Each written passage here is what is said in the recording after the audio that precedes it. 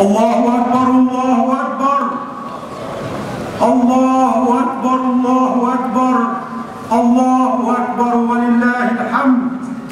Eid Mubarak, Eid Mubarak. Today is the day to rejoice. The Prophet ﷺ said, لِلصَّائِمِ فَرْحَتَانِ فَرْحَةٌ عِنْدَ فِطْرِهِ وَفَرْحَةٌ عِنْدَ لِقَاءِ رَبِّهِ. For the fasting person, there are two occasions of joy: when he breaks his fast and when he meets his Lord. Let us today focus on the first of those. After the long summer Ramadan, this is our day of joy. It is the cool drink after the hard workout. It is the rest in the shade after the long hike. And as we rest and rejoice and replenish, let us also reflect. Reflect on the year we have had from last Ramadan to this Ramadan. In that year, we as Americans and as Muslims witnessed a historic presidential election. On election night, many Americans, Muslims and non-Muslims alike, were literally in tears, afraid of what this election would bring. Many saw it as the unleashing of the forces of chauvinism and the voices of prejudice, and as a permission for those who would to practice bigotry and racism. And indeed, the day after the election, the morning of the election, we saw the immediate rise in hate crimes against Muslims, against Jews, against Latinos, and against people of color. The title of a news article from that time says it all. Just 2 days after Trump's election, reports of anti-Muslim attacks spike. It's already getting ugly. The incidents are way too many to name, but let me tell you of just 3 representative incidents.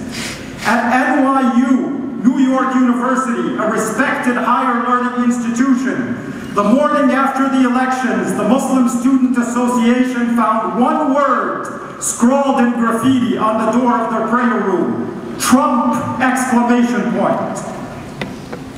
A Muslim woman in Walmart reported that the morning after the election, she was attacked by another woman who pulled off her hijab and told her, "This is not allowed anymore."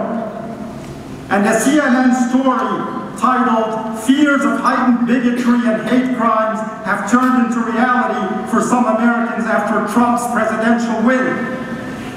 That story talked about a man who killed 2 while yelling anti-Muslim slurs and saying, "Let's make America white again." And of course, we are all aware of this Ramadan's horrible tragedy in Virginia, where a young muhajjaba was beaten to death. So I know for many, it has been a year of sadness and of fear. Some have given up and left the country. But today, on Eid, I am here to tell you that it is not a year of sadness and fear, but rather it is a year of courage and of hope. There is no room for despair. وَلَا تَيْأَسُوا مِنْ رَوْحِ اللَّهِ إِنَّهُ لَا يَيْأَسُ مِنْ رَوْحِ اللَّهِ إِلَّا الْقَوْمُ الْكَافِرُونَ. Do not lose hope of God's mercy, for verily none but people who deny the truth ever lose hope of God's mercy. The Quran is telling us none but those who deny the truth lose hope of God's mercy. Let us look at that truth. Many have said that this will be an open season on Muslims in America. I don't know about that. Many have said that this is the fruition of a long-term plan to marginalize American Muslims. I don't know about that. I don't know who's planning and what they're planning. But let me tell you what I know beyond a shadow of a doubt. Let people plan what they want. God Almighty does what He will. وَمَكَرُوا وَمَكَرَ اللَّهُ وَاللَّهُ خَيْرُ الْمَاكِرِينَ. They devise their plots, and God devises His plans, and verily God is the best of planners. And so it has been. Every time we have heard the voices of hate rise up, they have been drowned out by the voices of courage and conscience. So take heart and have hope. That is the message of this Eid.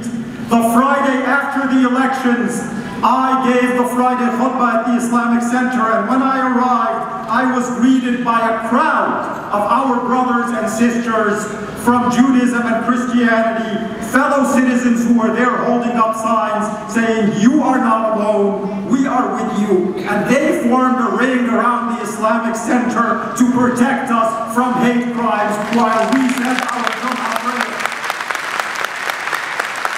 That spirit has continued. When Jewish cemeteries were defaced in St. Louis and in Philadelphia, Muslims were the first to be there to clean up, and they held a fundraising drive that raised nearly $160,000 to repair the cemeteries. A CNN headline read, "Empathy and action, Muslims unite to help fix vandalized Jewish cemeteries." So take heart and have hope. In Victoria, Texas, just hours after President Trump signed his executive order blocking citizens of 7 Muslim-majority countries from entering the United States, the mosque in that small town was set on fire and burned to the ground. Immediately, members of the one Jewish temple in town, the congregation of the B'nai Israel, offered their house of worship. They handed their synagogue's keys to one of the mosque's founders. So take heart and have hope.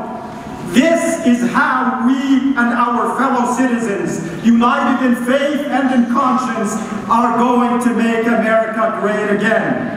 It is not travel bans, it is not anti-Muslim registries, but it is this sense of community and conscience which have made and will continue to make America great. In fact, things that we would have thought impossible a year ago have happened. Just look at the title of an article by the global editor of the Huffington Post, Howard Feynman. That title, "We are all Muslims now." That was also the sign held up by Michael Moore in a large protest against President Trump at the Trump Towers, and the people there were chanting this with him until police broke up that demonstration. A large part of our fellow citizens are saying it. We are all Muslims now, so take heart and have hope.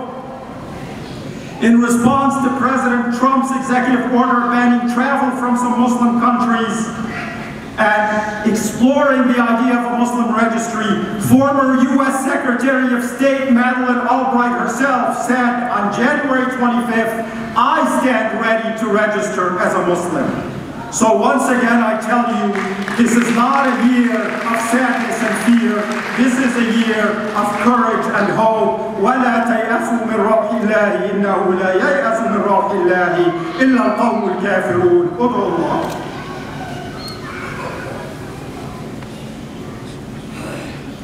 Allahu Akbar, Allahu Akbar, Allahu Akbar wa lillahi alhamd. As always, the second and the most important part of this khutbah is dedicated to the youth, and this is now more important than ever. You are that hope that I keep referring to, and you have to have that courage I keep talking about. What is our hope in you? To keep making the impossible possible. I am here to tell you that the impossible is impossible only in your own minds. I know what you're thinking. Here's an old man giving us some empty slogans, some Mary Poppins feel-good speech that anything is possible if you just believe. I am an old man, and I don't know if God will grant me another year here before you, and so I'm going to be blunt with you, young Muslim men and women. If it ends up being just empty talk, if it ends up just being vain sloganism, that is on you and not on me. Why? Because we have the Quran telling us, وَعَدَ اللَّهُ الَّذِينَ آمَنُوا مِنْكُمْ وَعَمِلُوا الصَّالِحَاتِ لَيَسْتَخْلِفَنَّهُمْ فِي الْأَرْضِ كَمَا اسْتَخْلَفَ الَّذِينَ مِنْ قَبْلِهِمْ وَلَيُمَكِّنَنَّ لَهُمْ دِينَهُمُ الَّذِي ارْتَضَىٰ لَهُمْ وَلَيُبَدِّلَنَّهُمْ مِنْ بَعْدِ خَوْفِهِمْ أَمْنًا.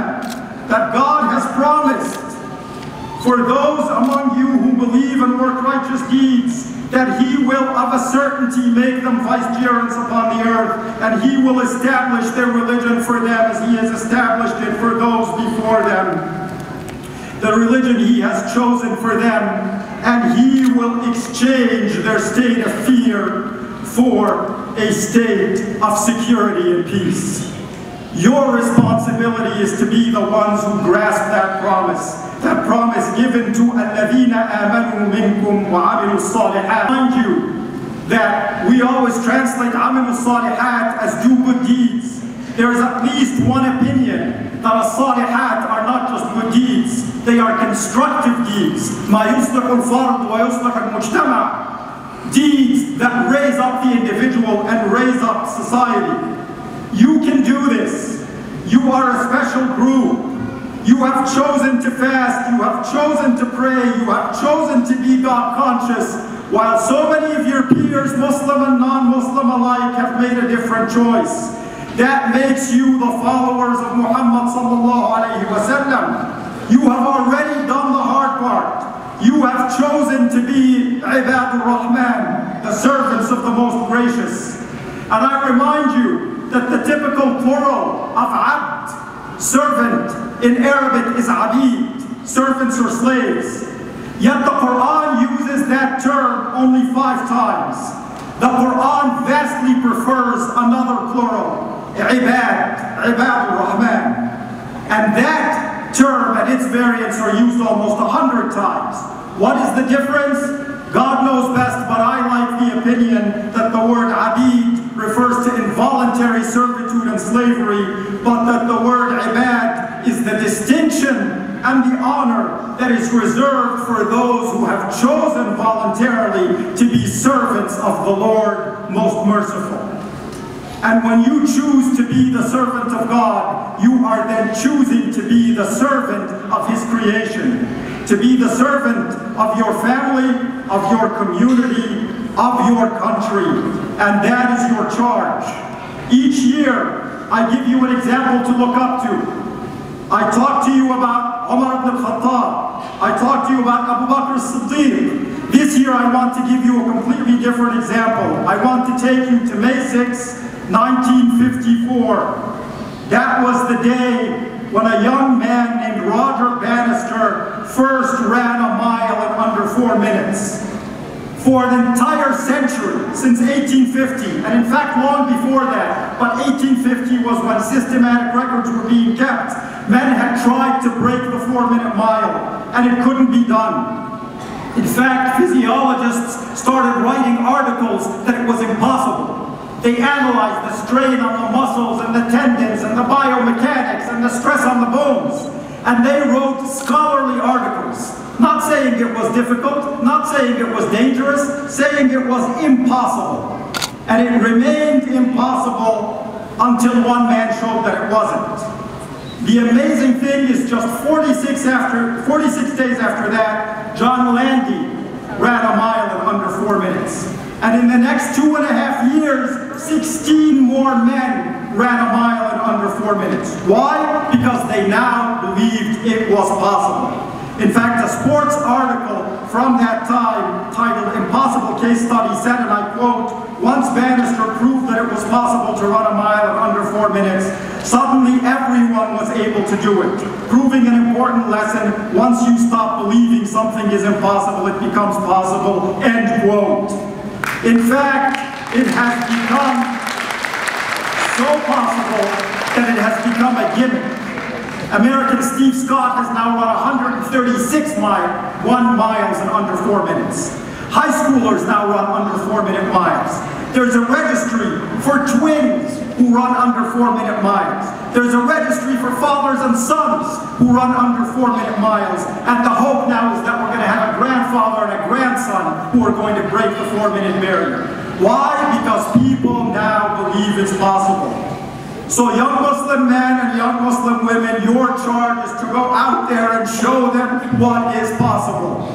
That it is possible to live a life of decency and integrity, of chastity and of faith, and to do good and to feel good, to honor yourself, to honor your faith, to honor your community, to honor your country. Every time a small band of foreign terrorists tries to deface Islam, or homegrown bigots try to tell you you don't belong, you need to show them the true face of Islam, and you have so many examples to look up to. Yourselves, your mothers, your sisters, your friends who wear their hijab. Each one of them is making a statement against that bigot in Walmart who said this is not allowed anymore. You have the example from last month in Portland, when a man was harassing two Muslim hijabis on a train, and good citizens stepped up to defend them, and they were stabbed. Army veteran and father of four, Ricky John Best, died at the scene. The other two victims were taken to the hospital where 23-year-old Talisian Namkai Meche died, and the third victim, Micah David Cole Fletcher, was injured but thank God survived. They honor us, they honor their country, and today we should honor them. May God bless them.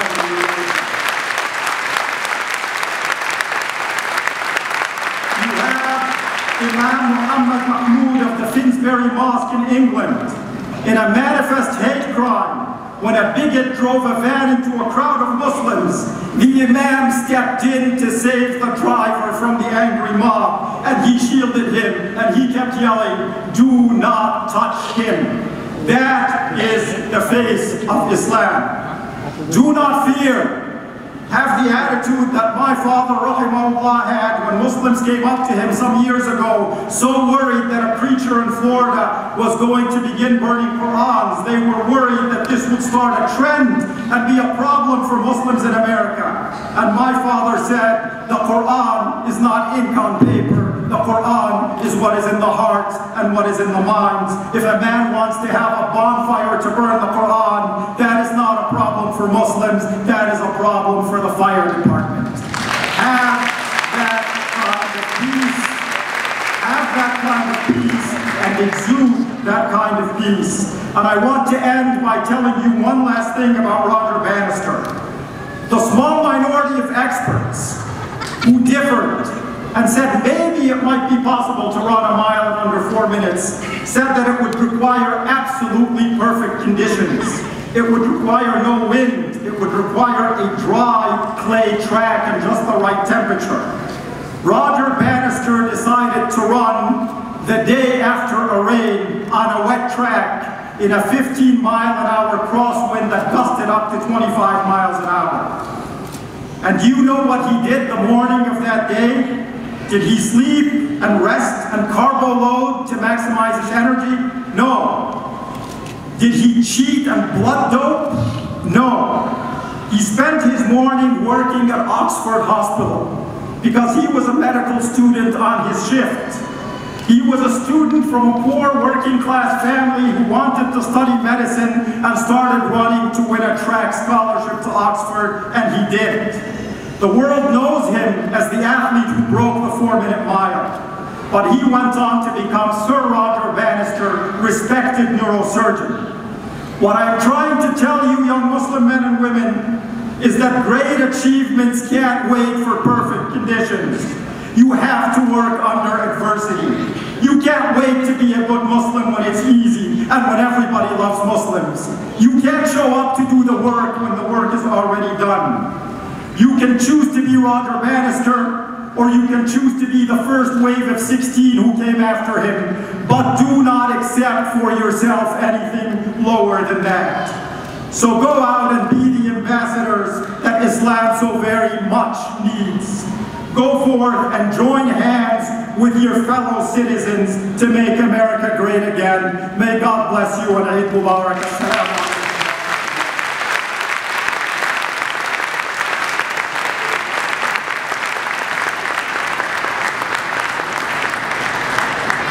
Assalamu alaikum everyone and Eid Mubarak.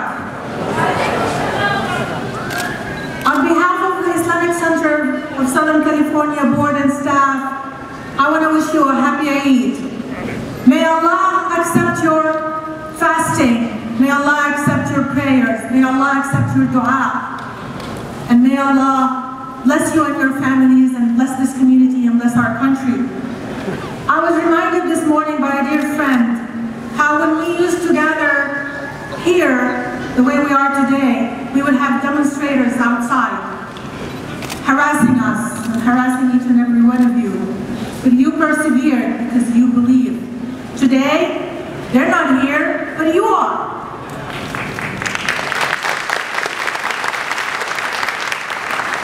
Today we are welcomed by the city of Pasadena. We are protected by the Pasadena police. Let's all give them a hand of applause.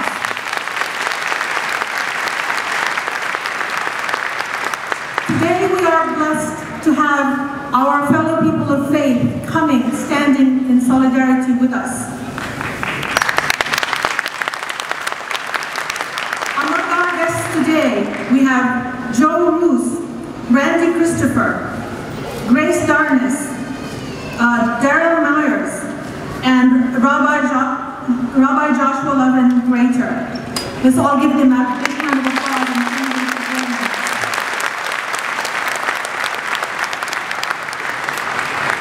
Today we also have someone who became a dear friend of mine. Not only they opened their hearts and their arms, but they opened their doors to welcome us, the Islamic Center of Southern California, to host our Friday prayer, our Jummah prayer every Friday. And inshallah, we will have this prayer from now moving forward. It's a new friendship. It's a new bonding between our two institutions and our two communities. Please help me welcome my new friend, Pastor Sandra Olwa.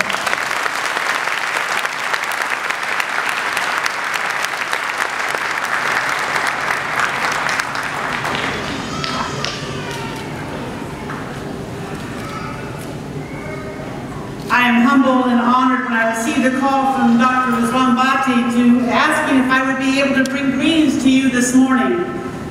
I was so glad that you were meeting here at the Pasadena Convention Center, so a few 5-minute walk from the congregation, so that I could be with you for a few minutes before we start worship at 10 o'clock. Let me begin by saying on my behalf and that of our entire congregation at First United Methodist Church in Pasadena, Eid Mubarak.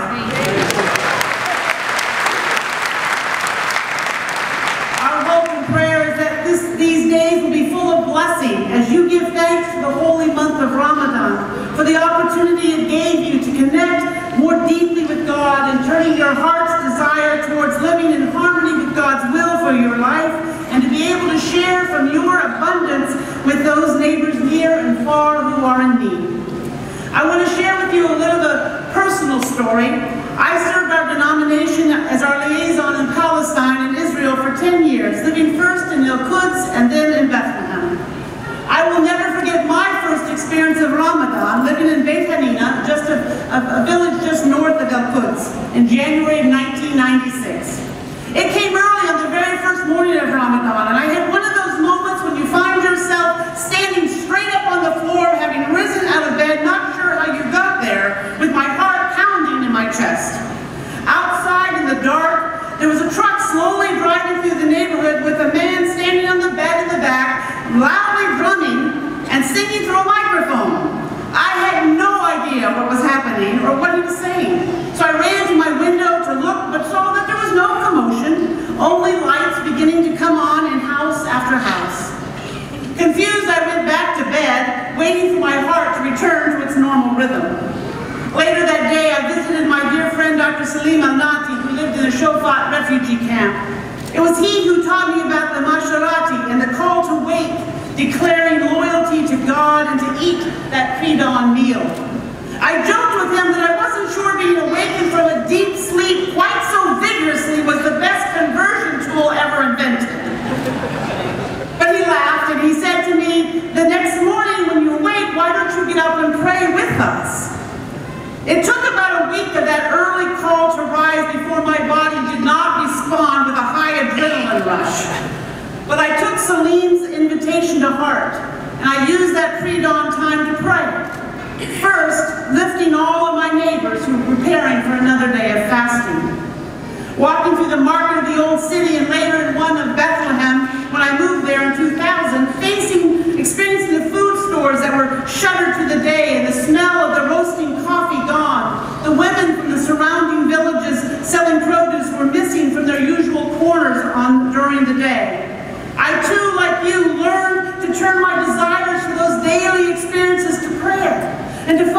God's will for my life and seeking to grow closer to the one who is creator of heaven and earth and all creatures therein. And then Eid came, alhamdulillah. Oh, it was a sensory overload as the rich smells of the market returned. The narrow streets were bustling again and people were calling out and greeting. I stood outside my favorite coffee roaster and I breathed in that luscious aroma, grateful that the elixir of God had returned. But the experience of gratitude wasn't primarily for those things that had now returned to the market. No, the smells, the sounds of the joy of the people around me caused me to give thanks to God for all that is good and beautiful in the world. Eid al-Fitr for this Christian was a glorious fruit of Ramadan, a celebration of God's bountiful grace and unending love, a gift for which I will be forever grateful to your community. My prayer for each of you this Eid is that it will be a delight, sustained by the abundance of God's provision, and that your own walk of faith will have been strengthened through the gift of the holy month of Ramadan, so that your lives might be more faithful and fruitful as you live as God's people. And I assure you, you do not stand or walk alone. Eid Saeed.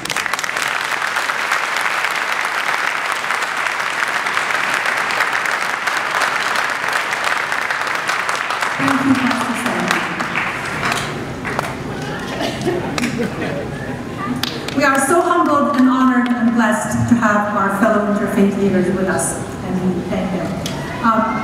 Our next guest is not a stranger to the Muslim community. She has worked tirelessly to support issues that are of interest to our community.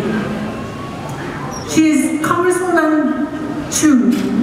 She represents this city and the western San Gabriel Valley. Congresswoman Judy Chu have always been active on behalf of issues that are of interest to the Muslim community. In the last State of the Union address, she actually took a Muslim as her guest.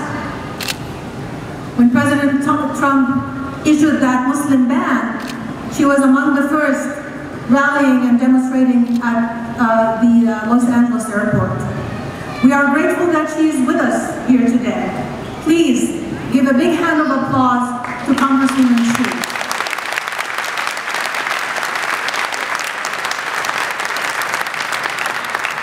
Before I pass the mic to Congresswoman, I'd like to present her with this plaque on your behalf for being a champion of justice.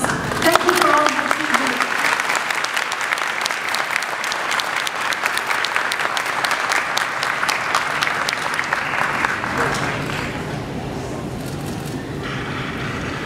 Please keep up the good work and thank you. God bless you.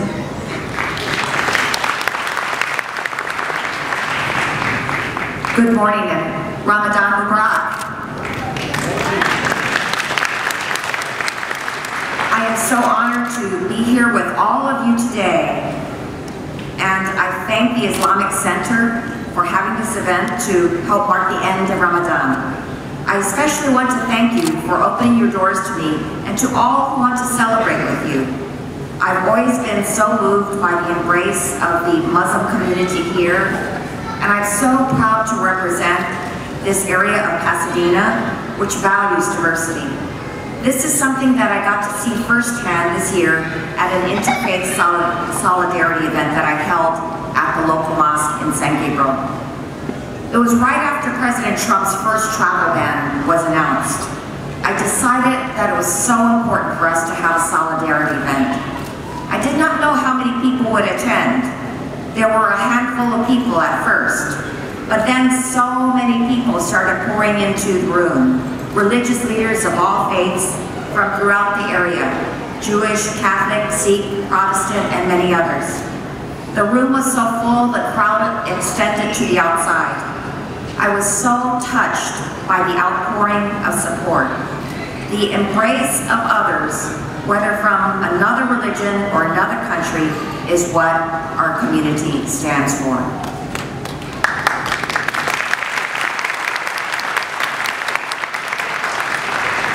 And now we we are here to be part of this beautiful meal and tradition, it's an honor to share in this celebration and to know that we are joined in observing the end of Ramadan by over 1 billion Muslims worldwide. Ramadan is a time of peace, prayer, and reflection, and a time to look around ourselves at how we can be better. And it is a time to remind our community that Muslim Americans are an important part of the society and deserve to be treated with dignity and respect.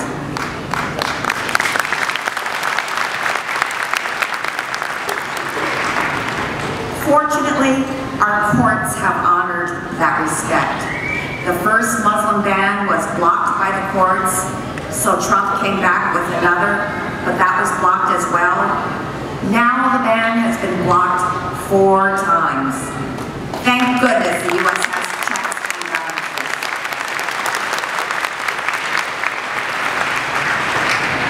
But we need to stay active, because while this Muslim ban makes its way through our judicial system, the rhetoric that inspired it is already causing its own damage. Because of our president, anti-Muslim rhetoric and violence is on the rise. It is against Muslims who've experienced too many assaults and acts of violence. Those who are perceived as Muslims, like a Sikh American who was fixing his car in the state of Washington, and 2 Indians in Kansas who were simply sitting in a bar. In both cases, a man came up to them and shot them. And in both instances, the assailants told the victims to go back to your country and get out of our country. Well, you know what I say? This is our country, and it belongs to all of us.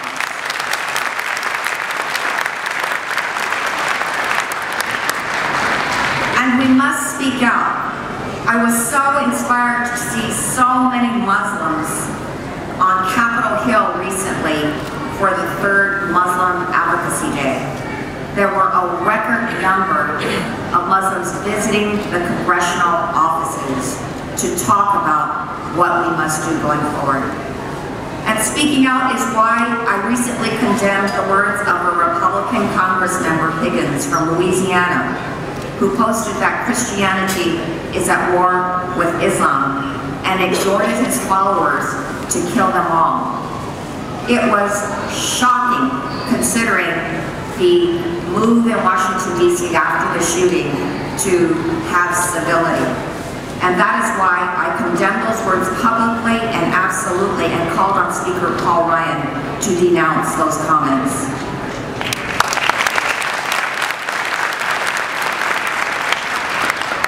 And speaking out is why I brought Sarah Yarjani to be my guest at President Trump's State of the Union address. Sarah is a 35-year-old Iranian Muslim. She's a student studying here for a master's degree in holistic health. She was 9 months away from graduation with a 3.89 GPA and a legitimate multi-entry visa.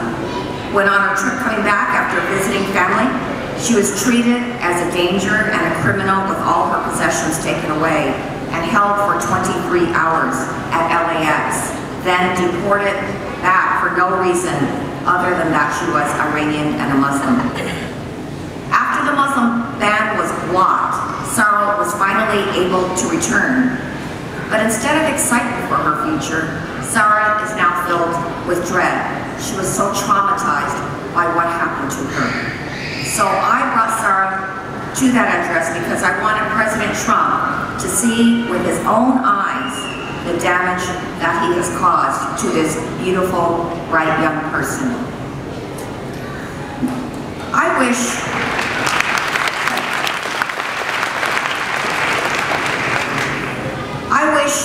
that those with this kind of prejudice could have noticed what happened when that terrible fire occurred in London. We know that what happened with that van in London was so horrific, but there's another sight that we should all remember, and that was when Muslims coming home from the iftar or early for their pre-dawn meal were among the first to see the terrible fire that engulfed a building there. And what did they do? They ran in to alert their neighbors, saving countless lives, and then they began collecting water and clothes and inviting families into their mosques for meals. They embodied the true spirit of the Islamic faith.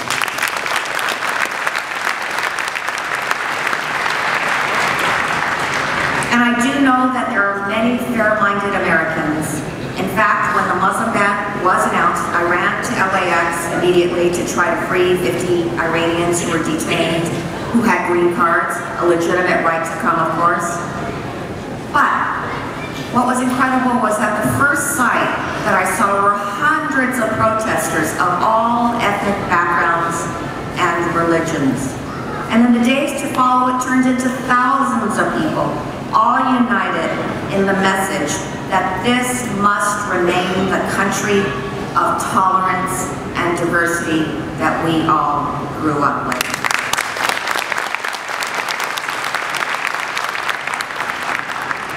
I was so inspired, and it showed me that building coalitions of unity is still the key to combating what is going on right now. Let us stand together to bring back the country that we know. Let us continue to spread the message of tolerance each and every day. Thank you all for listening.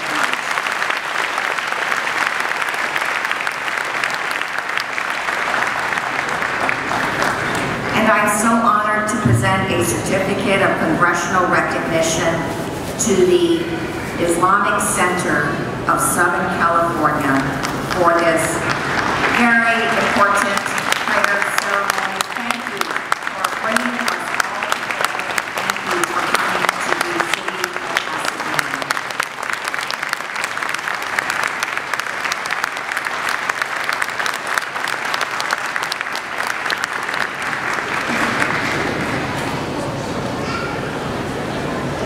Thank you, Congresswoman Shu. Before you leave to enjoy your Eid, I have two favors to ask. First, I want to thank you for supporting the Islamic Center, but I'm going to ask you again to continue supporting the Islamic Center financially so that we can continue giving the services and do the work on your behalf. As you're exiting, please sign up for our monthly giving. There's a table out there, and I hope that you will be able to do that. Before